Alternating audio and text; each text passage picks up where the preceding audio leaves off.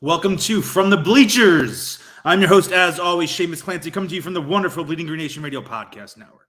I say that so fast every time. I usually listen to podcasts at 1.2 speed. I used to think that was insane. And maybe eventually I'll bump up to 1.5. I've been at 1.2, I'd say for the last 3 or 4 or 5 months, around that time frame. I like it. It's not a big discernible difference in terms of the audio quality you hear. And I'm sure podcast producers hate the idea of doing that because of how much work they put into it. So, Rachel, my apologies for listening to the other podcast on the wonderful BGN Radio Network at 1.2 speed, but maybe one day I'll bump it up to 1.5. Today, it's kind of a solemn, bittersweet podcast. And I don't think it'll be a terribly long one, but because it happened over the weekend and happened on Friday, it would be wrong not to discuss Ertz trade to the Arizona Cardinals. And now it was a long time coming. I'm happy for Ertz. He wants some new money, so maybe he'll get a contract from them this offseason or perform really well for a team that's 6-0 right now, the lone undefeated team in the NFL, and have a real good chance of having another great playoff performance and, hey, maybe even contending for a Super Bowl once again, getting a second Super Bowl ring, because he certainly wasn't doing that in Philadelphia. And it seemed like the Eagles were more than comfortable going forward Dallas Goedert, which makes sense from an age and career trajectory standpoint. But it's weird not to have Ertz in Philadelphia. And I wrote a really good piece for bleedinggreennation.com saying goodbye to Zach Ertz. And I read a lot of nonsense and do a lot of nonsense on this podcast, try to have fun, try to make it light. But at the same time, it was good to step back and take a true emotional look, both in that article and in this podcast episode, about what Ertz has meant to Philadelphia. And there is one fewer Super Bowl hero left in Philadelphia. And within the next 2, 3, 4 years, they may be all gone. It's strange to think that Ertz, he was drafted by the Eagles when I was a freshman in college. And so much of my Eagles fandom took to another level during the Chip Kelly era, I think, because that's when I started having season tickets for the Birds. The last year Andy Reid was in Philadelphia, 2012 was my first year as a season ticket holder. So going to the games itself, when I had really only been to 1 or 2 games previously in my life, the first 18, 19 years of my life, it definitely changed my vibes in the way I followed the team. And then also during that time frame, I started blogging and writing about the team and sometimes even covering the team in person. So that only furthered the connection I had with the team. And again, obviously, some of the players from the Chip Kelly and the Andy Reid era were holdovers and integral parts of that Super Bowl run. And Ertz was definitely one of them. And Ertz's early career, it might not be as rosy as it seems in retrospect, where he oozed potential out of Stanford. He was the 35th pick in the second round in the 2013 draft. Performed increasingly well. His yards totals went up each and every year in his first 3 seasons of his time in Philadelphia, the Chip Kelly tenure. But during that time span, it didn't necessarily feel like he was blossoming into a true star.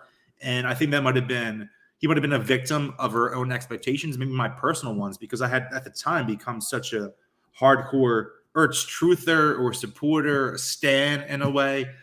And I think it was a sense that the Eagles didn't really have true star talent.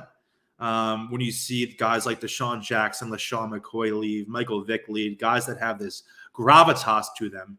And we were left with Ertz. And while he doesn't fit the traditional idea of a superstar, he's not this electric lightning bolt figure. He was different. And as we saw in 2017, 2018, and 2019, an incredible player. And I think some of that changed during that infamous 2016 season where he was in that game. I think it was week 13 against the Bengals. And he absolutely, positively, cowardly whiffs, no-shows a block on a Carson Wentz scrambled. He got destroyed in the media by the fans. And you know what? It was rightfully deserved. But I'm sure he'd love to have that moment back. But in retrospect, I think that was the turning point for his career. And I mean that in the best way possible, because you see him coming out in 2017, and there are other factors with that. He's improving. The quarterback play improved. The coaching staff improved. So it wasn't just that, something bad happened to me, now I'm good. but I think it took his energy and his focus and his commitment to the game to an absolutely different level. And I respect that because in 2017, that dude caught everything. He was doing everything on the field to win games for the Eagles. And he did it on the biggest stage in the biggest game in the history of Philadelphia sports. The Eagles have won one Super Bowl in their entire franchise history, one and only. And we were great. It was great that we all were able to witness it. Zach Ertz is the only guy ever, because of that, to catch a Super Bowl winning touchdown for the Eagles. And earlier on that Super Bowl winning drive with 5:40 left in the fourth quarter, the Eagles trailing, they go down the field, and on a 4th and 1, the longest 4th and 1 in human history, Nick Foles, with defenders in his grill, hit Zach Ertz for the biggest 2-yard pickup in NFL history. And just the stones he possessed in that drive, it was an all-time clutch performance for a Philadelphia athlete. And I'm left wondering, if not Nick Foles, who I think is the obvious MVP of that Eagles game, literally the Super Bowl MVP, I think Ertz was just as integral to that game, to that season, to that Super Bowl title. And it's weird to think who he was just a year prior, with even staunch defenders like myself turning on him after that Bengals game. And again, he turns in an all-time clutch performance that will go down in history as one of the best performances in the history of Philadelphia sports. And there's the cliche, heroes get remembered, but legends never die. And I think each and every single person on that team, the whole roster, that was a part of the team that won the Super Bowl in 2017, that won Super Bowl 52 by a score of 41-33 against the New England Patriots on February 4th, 2018.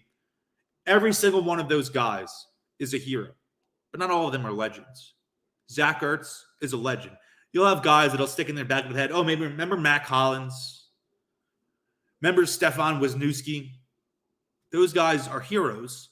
Maybe you don't really remember them as much. But then you have a guy like Zach Ertz, who had an all-time legacy play in that game and should go down in history as one of the most important athletes in the history of Philadelphia sports. And it's just weird to not have him here. And it's a situation where it seemed inevitable for even the last year, because before the last season started in September 2020, there was the talk that there was a huge blow-up in the NovaCare Complex between Ertz and general manager Howie Roseman about Ertz not getting a new contract. And in reality, the Eagles were wise not to extend him that contract because of the way he's aged and his play has fallen off some. But at the same time, it seemed like then going forward, it's not going to be Ertz here. And we had an infinite number of trade rumors this past offseason. Oh, Ertz is going during the draft. He's getting traded here. He's getting traded in training camp. He's getting traded in the preseason. And the season rolled around, and he was still here. And it seemed that the Eagles knew and Ertz knew that before Thursday night's game against the Buccaneers, against Tom Brady again, that it would be Ertz's last game in Midnight Green. And that's why they made him an honorary captain that night. And we saw, I'm so happy to say, that I was in the crowd for Ertz's last game as an Eagle, but I got to see, even maybe more importantly, his last touchdown as an Eagle. And I want to remember Zach Ertz forever, and I will remember Zach Ertz forever. And I will think of him because of that Super Bowl win, because he took down the greatest coach in NFL history, the greatest quarterback in NFL history, the greatest dynasty in NFL history. And then we look at that touchdown that Ertz scored against the Buccaneers. Stadium erupts. They're playing Fly, Eagles, Fly. I'm living it up. I'm drinking a cold one. I'm enjoying myself the way we should with the Eagles. Yes, they lost. Yes, it feels like a lost season in a way. But it's those moments, especially in retrospect, that you feel the importance and significance of them. And it is a significant moment because it's a guy. He's a legend. Legends never die.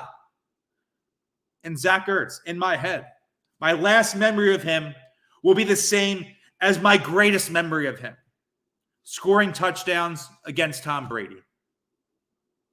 Love the guy. Zach, I doubt you're listening, but if you do, you see anything of this, Eagles Nation, myself, Bleeding Green Nation itself, so thankfully for your time here. Not trying to be cliched or, kiss his butt or anything like that, but he's a legitimate Super Bowl hero. 5, 6, 7 years ago, I would have done anything in the world to have a single Super Bowl hero. We had 52. And a couple of those guys, Nick Foles, Zach Ertz, Alshon Jeffrey, legends. Legends. Zach, thanks for everything you've done for this city. Through the ups and downs, the peaks and valleys. You've had peaks and valleys in your time in Philadelphia. Maybe it didn't start as well as you'd like. Maybe it didn't end as well as you'd liked. But you reached that mountaintop. You reached that mountaintop. You scored, as I said, the game-winning touchdown in the Super Bowl. I just threw my pen against the room. I'm amped up. What a guy. Legend. Goes down, read off the stats right here. Second all-time in receptions in Eagles history. 10 away from Harold Carmichael's record. I really, really wish he could have gotten that record. Obviously, Carmichael just got in the Hall of Fame. Eagles legend. But it would have been nice to see a guy that I watched growing up, watched in my life, get that record. He only played in 11 games last season. If he maybe had played an entire healthy season, he could have reached that. It sucks. He ends up 5th in yards behind Harold Carmichael, Pete Retzlaff, Mike Quick, and Deshaun Jackson. He ends up 7th in touchdown receptions behind Carmichael, Tommy McDonald, Quick, P.P. Hose, Pete Retzlaff, Bobby Walston. Ertz, you're a Cardinal now, but I hope, just as I say to all the listeners after every show, I hope that you will continue for the rest of not just your NFL career, but the rest of your time on this planet. I hope you keep bleeding green.